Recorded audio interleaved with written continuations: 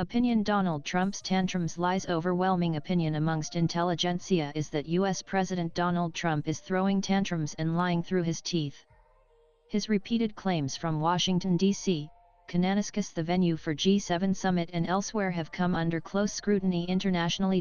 First big claim that President Trump made was to have successfully mediated between Bharat and Pakistan during the week-long conflict to avert a nuclear war.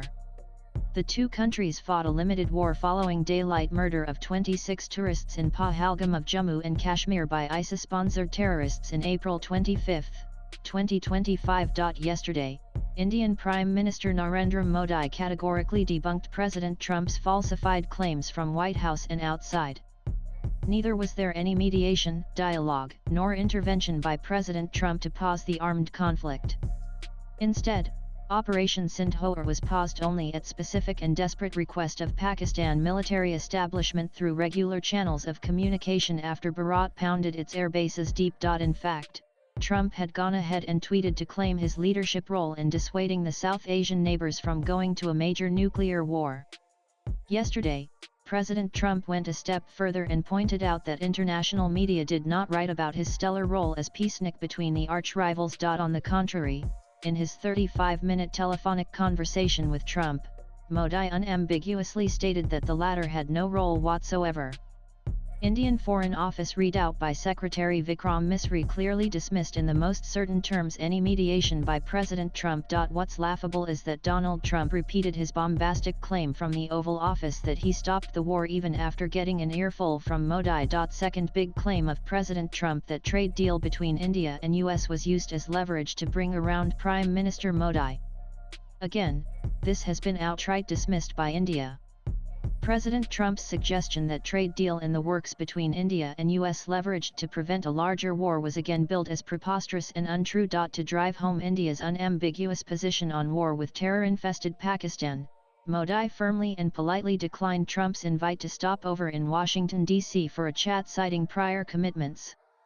One cannot recall if American president's invite was ever declined by Indian leadership in the past. Few things have been stated crystal clear to President Trump in the telephonic conversation whether he liked it or not. India will not and never accept mediation with Pakistan. This is key articulation of the country's policy as part of its strategic autonomy framework. Yet another point made was that funding, sponsoring and abetting terrorism will now on be considered war against India and not proxy war. And hence, Bharat reserves the right to hit back in a manner it deems fit.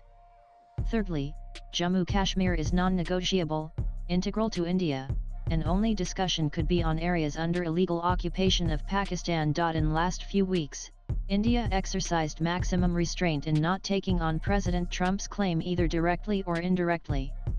Yesterday's phone call between the two leaders reflected clarity in articulation of India's position. In parallel, General Asim Munir of Pakistan getting close to White House, having a closeto or lunch with President Trump is something that clearly indicates complete disruption in U.S. foreign policy under Republican presidency. Reports that President Trump promised hitherto denied defense technologies to Pakistan for using its territory to strike against Iran have their own implications. Old foreign policy hands have an independent analysis on the chain of events, including President Trump's claims that have been eventually denied by Indian Foreign Secretary Misri. Entire rule book in diplomatic niceties has been consigned to dustbin by President Trump and his bunch of policy advisors from corporate world while dealing with presidents and prime ministers. Hosting General Asim Munir has its own nuances and messaging for sure.